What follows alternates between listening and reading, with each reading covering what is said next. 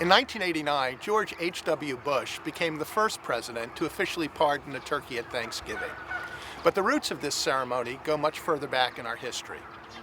In 1864, President Abraham Lincoln declared the first National Day of Thanksgiving. Now, earlier in the year, he had been presented with a bird which he gave to his young son Tad to raise for the Lincoln Christmas dinner.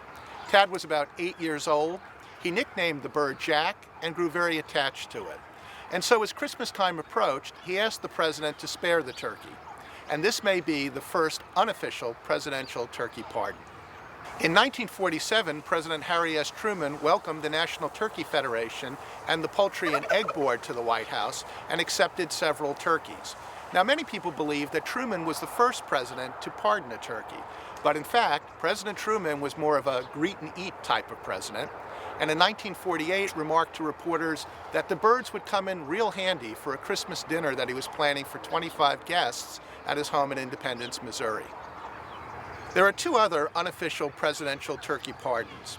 President Kennedy didn't have a lot of use for White House ceremonies unless they involved astronauts. But on November 18th, he stepped into the Rose Garden and accepted a 55-pound bird that had a sign on it which said, "Good eating, Mr. President." Kennedy looked at the bird and said, well, maybe we should let this one grow a bit more.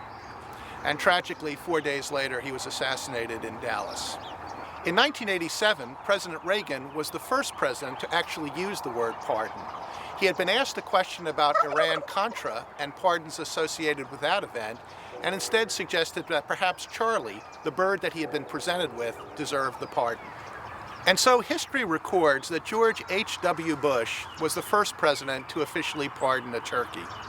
Each of the presidents that followed him, President Clinton, President George W. Bush, and President Obama, have graciously taken time from their busy schedules running the business of the nation to participate in this American tradition. Happy Thanksgiving, Mr. President.